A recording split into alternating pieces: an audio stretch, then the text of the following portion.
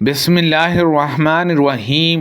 رسول اللہ صلی اللہ علیہ وسلم نے فرمایا، جس شخص نے بھی اپنے کسی بھائی کو کہا کہ اے کافر، تو ان دونوں میں سے کافر ہو گیا۔ جس نے اسلام کے سوا کسی اور مذہب کی جھوٹ موٹ قسم کھائی تو ویسا ہی ہو جاتا ہے جس کی اس نے قسم کھائی ہے، اور جس نے کسی چیز سے خودکشی کر لی تو اسے جہنم میں اسی سے عذاب دیا جائے گا، اور مومن پر لعنت بھیجنا اسے قتل کرنے کے برابر ہے، اور جس نے کسی مومن پر کفر کی تہمت لگائی تو یہ اس کے قتل کے برابر ہے۔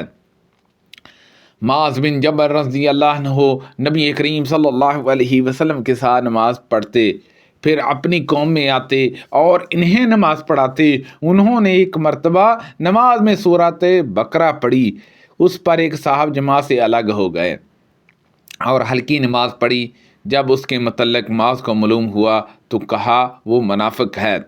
معاذ کی یہ بات جب ان کو معلوم ہوئی تو وہ ان حضرت صلی اللہ علیہ وسلم کی خدمت میں حاضر ہوئے اور عرض کیا، یا رسول اللہ صلی اللہ علیہ وسلم، ہم لوگ محنت کا کام کرتے ہیں اور اپنی اونٹنیوں کو خود پانی پلاتے ہیں۔ حضرت معاذ نے کل رات ہمیں نماز پڑھائی اور سورۃ بقرہ پڑھنی شروع کر دی، اسی لیے میں نماز توڑ کر الگ ہو گیا۔ اس پر وہ کہتے ہیں کہ میں منافق ہوں۔ ان حضرت صلی اللہ علیہ وسلم نے فرمایا، اے معاذ، تم لوگوں کو فتنے میں مبتلا کرتے ہو۔ 3 مرتبہ آپ نے یہ فرمایا، جب امام ہو تو سورۃ اقرا والشمس والضحیٰ اور سبح اسم ربک الاعلیٰ جیسی صورتیں پڑھا کرو۔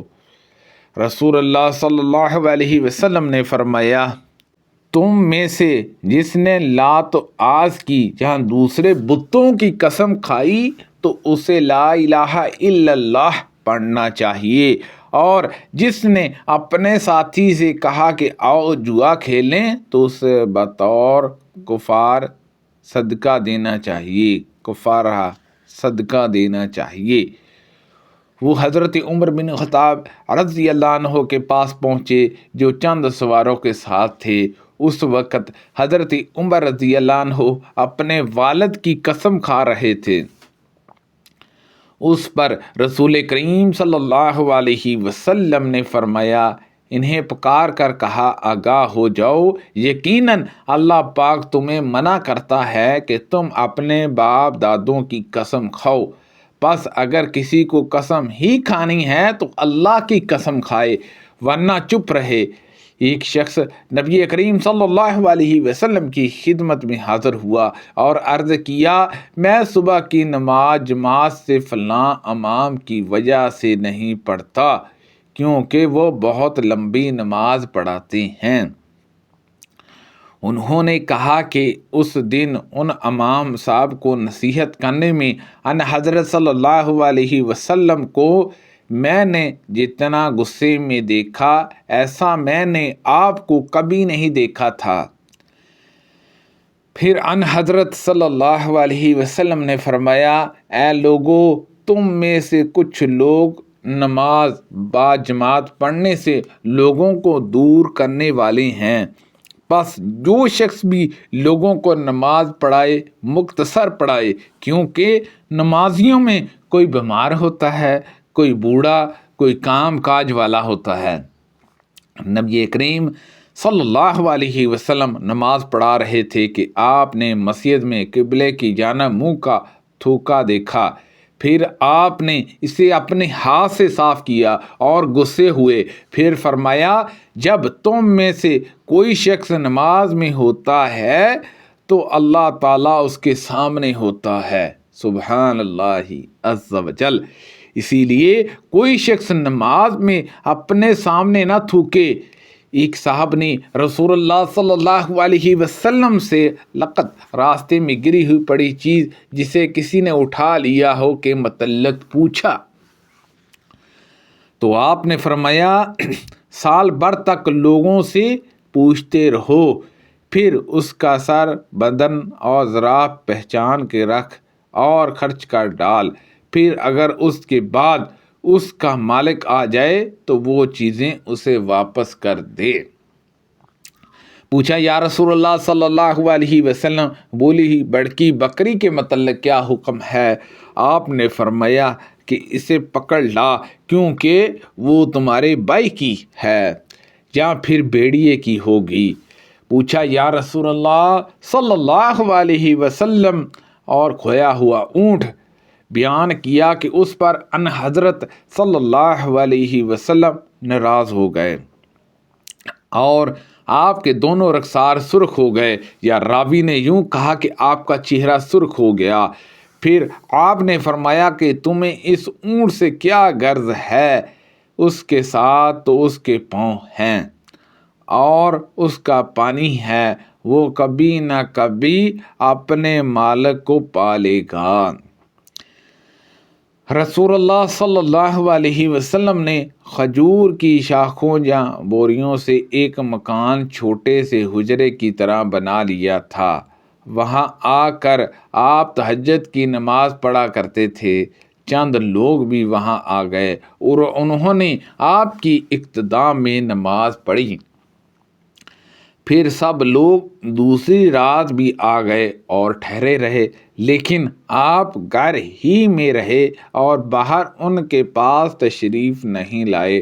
لوگ آواز بلند کرنے لگے اور دروازے پر کینکریاں ماریں تو ان حضرت صلی اللہ علیہ وسلم غصے کی حالت میں باہر تشریف لائے اور فرمایا تم چاہتے ہو کہ ہمیشہ یہ نماز پڑھتے رہو تاکہ تم پر فرض ہو جائے؟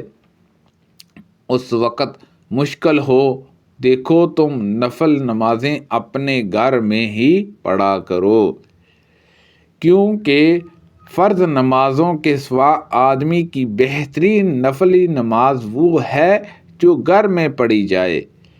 رسول کریم صلی اللہ علیہ وسلم نے فرمایا پہلوان وہ نہیں ہے جو کشتی لڑنے میں غالب ہو جائے، بالکل اصلی پہلوان تو وہ ہے جو غصے کی حالت میں اپنے آپ پر بے قابو نہ ہو جائے۔ دو آدمیوں نے نبی کریم صلی اللہ علیہ وسلم کی موجودگی میں جھگڑا کیا۔ ہم بھی ان حضرت صلی اللہ علیہ وسلم کی خدمت میں بیٹھے ہوئے تھے۔ ایک شخص دوسرے کو غصے کی حالت میں گالیاں دے رہا تھا اور اس کا چہرہ سرخ تھا۔ ان حضرت صلی اللہ علیہ وسلم نے فرمایا کہ میں ایک ایسا کلمہ جانتا ہوں کہ اگر یہ شخص اسے کہہ لے تو اس کا غصہ دور ہو جائے۔ اگر یہ اعوذ باللہ من الشیطان الرجیم کہہ لے۔ صحابہ نے اس سے کہا کہ سنتے نہیں، حضور اکرم صلی اللہ علیہ وسلم کیا فرما رہے ہیں؟ اس نے کہا کہ کیا میں دیوانہ ہوں؟ ایک شخص نے نبی کریم صلی اللہ علیہ وسلم سے عرض کیا کہ مجھے آپ کوئی نصیحت فرما دیجئے۔ ان حضرت صلی اللہ علیہ وسلم نے فرمایا کہ غصہ نہ ہوا کر۔ انہوں نے کئی مرتبہ یہ سوال کیا اور ان حضرت صلی اللہ علیہ وسلم نے فرمایا کہ غصہ نہ ہوا کر۔